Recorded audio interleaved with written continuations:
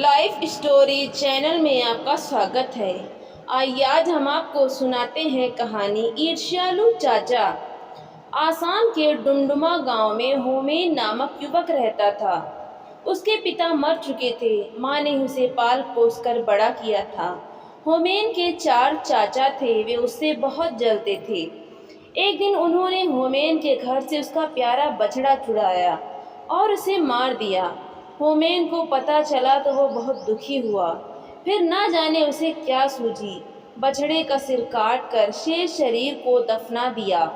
पास के गांव में एक ब्राह्मण रहता था। बछड़े का कटा सिर उसके आंगन में छिपाकर होमेन ने ब्राह्मण से कहा, आपके घर से तो गोमांस की बदबू आ रही है।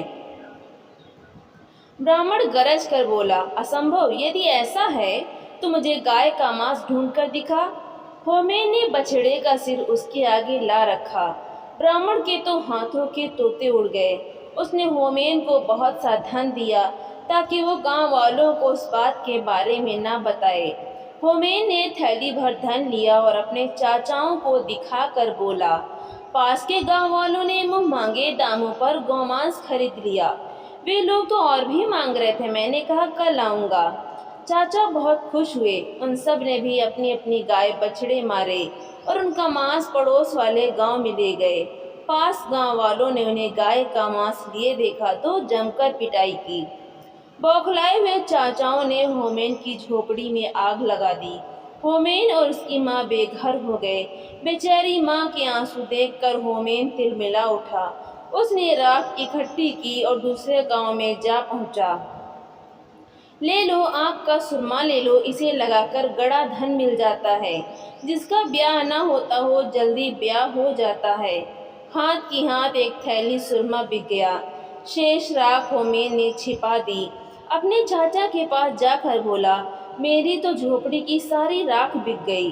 चाचा ने हैरानी से पूछा, राख बिक गई? हाँ, इसमें क्या शक है, कहकर उसने पैसे दिखाए।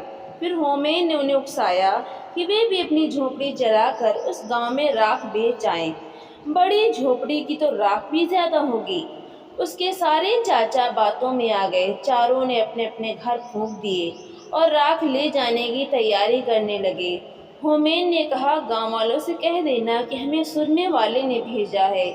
ज्यों ही चारों गांव में पहुंचे और सुरमे वाले का नाम लिया तो सारा गांव उनके पास पहुंच गया। देखते ही देखते बांस की लाठियां उन पर पड़ने लगीं। बेचारे पिटते पिटते घर लौटे। चारों ने गुस्से के मारे होमेन को मारने की योजना बना ली। उन्होंने होमेन को नदी किनारे रस्सी से बांधा और खुद भात खाने घर चले गए। उनके जाते ही वहां से एक सौदागर गुजरा। उसने होमेन से पूछा, क्यों भाई, तुम्हें यहाँ क्यों बांधा हुआ है? होमेन ने बात बनाई, जी मेरे चाचा मेरी शादी एक खूबसूरत लड़की से करना चाहते हैं। मेरे मना करने पर मुझे बांध दिया। सौदागर बोला, मैं शादी कर लेता हूँ उस लड़की से, क्या ऐसा हो सकता है? होमेन ने झट से उसे बांधा और उसका घोड़ा लेकर वो चक्कर हो गया। चारों चाचा खा पी कर लेट गए। आलस के मारे उठा ना गया। पिटाई के कारण पोर पोर दुख रहा था। नौकर से बोले, जा तुम होमेन को नदी में फेंका, हमसे तो उठा नहीं जाता। नौकर भी कम नहीं था। उसने अपने रिश्तेदार को यह काम सौंप दिया। रिश्तेदार ने सौदागर को ही होमेन समझकर नदी में फेंक दिया। बेचारा सौदागर चिल्लाता ही रह गया। नौकर ने चाचा को सूचना दी, जी काम हो गया। चारों मिलकर होमेन की मौत की खुशी मनाने लगे। होमेन ने पेड़ के पीछे छिपकर सब देखा और घोड़ा लेकर चाचाओं के पास जा पहुंचा। सबको प्रणाम कर बोला। नौकर ने गहरा धक्का नहीं दिया, इसलिए केवल घोड़ा मिला। यदि गहरा डूबता तो शायद बैल, गाय व हाथी भी लाता। चारों चाचा फिर उसकी बातों में आ गए। होमेन को पुचकार कर पूछा, क्या सचमुच नदी में पशु मिल रहे हैं? हाँ हाँ, आप लोग भी ले आओ, होमेन ने कहा। चारों चाचा आलस छोड़कर नदी की तरफ लपके। नौकर को भी साथ ले लिया। तट पर पहुंचकर नौकर को आदेश दिया, हम चारों को जोर से पानी में धकेल दो। नौकर ने आज्ञा का पालन किया।